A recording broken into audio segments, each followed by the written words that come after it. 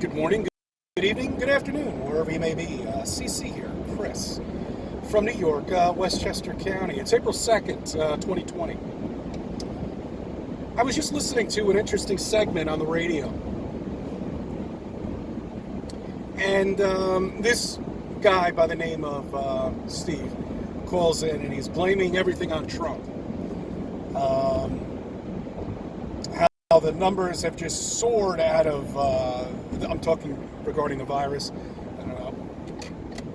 This guy's going 30 miles per hour on the sawmill. That's great. Oh, this is another thing I wanted to bring up too. He might be suffering from it, but hold on one second. Let me finish this one. Anyway, so he's blaming everything on Trump, the whole epidemic, how the numbers are soaring through, that he hasn't done enough, and all this other stuff. And frankly, I don't vote, so I don't give a shit. But if he doesn't want to vote for him, make sure you stand in line. Be the first one there in November. That's great. But you see, Steve is a person that you can never, ever explain to him that it's not anybody's fault. Okay? Especially not his fault. But he'll always hold on to that. He'll never let that go. He's going to spend the rest of his life believing that Trump caused all of this. And that goes true to people who believe in a spinning ball, floating in space. Some people you just never, ever will be able to convince that that is not accurate.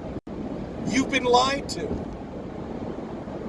Some people you'll just never be able to explain that to, and they'll never understand it. That car that I just passed by, going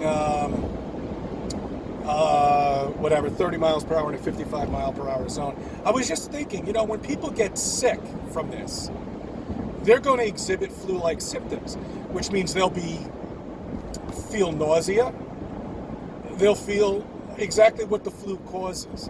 So you shouldn't be driving. When I got the flu a couple of years ago, I was like hallucinating. I had like 102.5 temperature.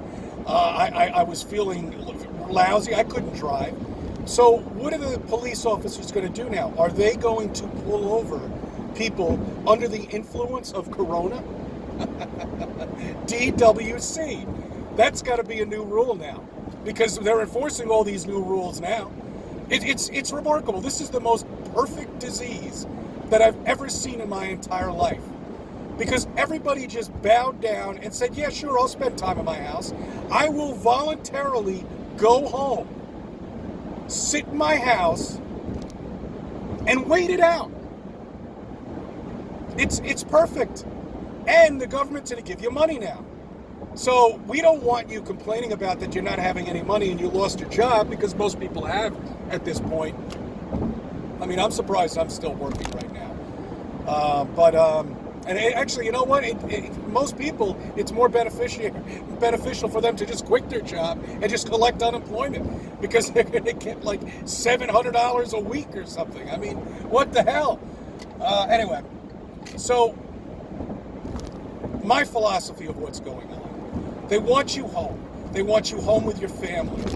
They're giving you money so you don't riot the streets, because that's basically what everybody would do if no money is coming in and you can't pay any bills, because you still have to pay your bills. And I know nothing about this mortgage relief program, that I don't think the banks are going to fall for that. I really don't. So your mortgage is going to come up, you've got to pay it. That's why, thank God, I'm working. So I don't really know how they're going to work that out, but how much longer can they get away with this? Cuomo comes up, our governor comes up, and starts ranting and raving about what the precautions are to do for this virus.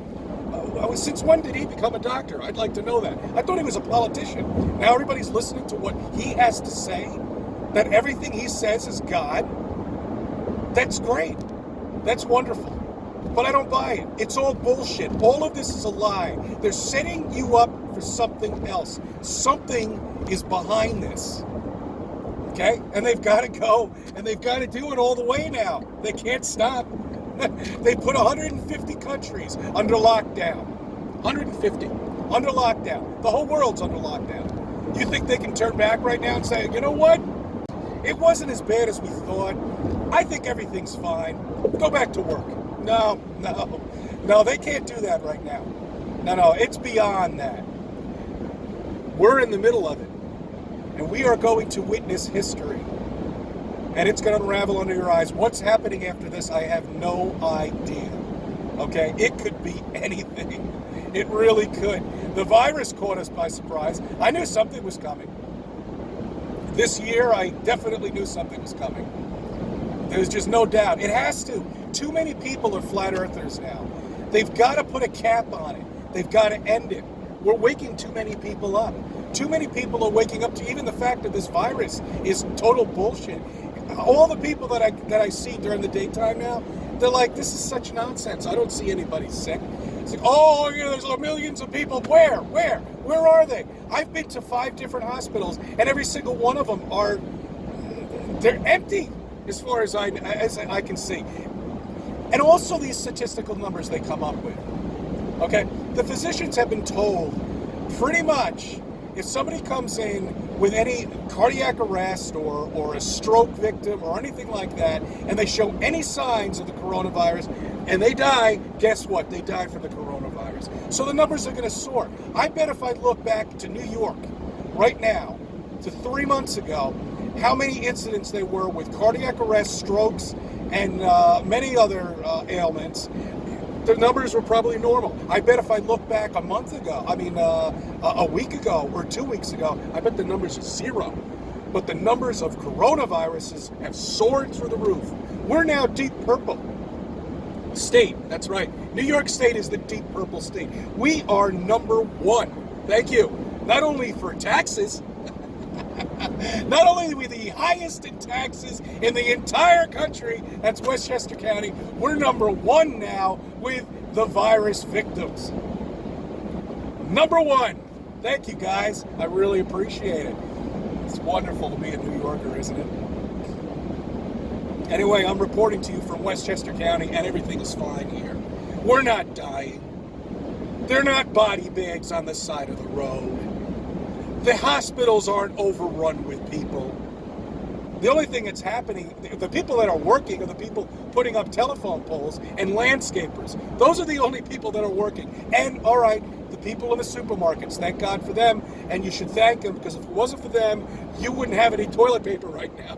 All right? So thank them the next time you go to the supermarket. Anyway, I just wanted to say hi to everybody. I hope everybody's all right.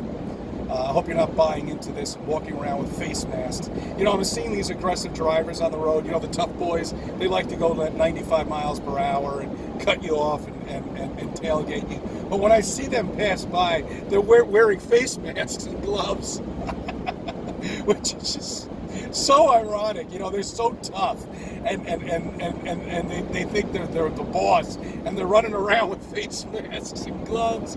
Oh God! You know, this is the new fashion statement of 2020. You know, forget about shirts and pants and suits. The new fashion statement are gloves and a face mask. That's it.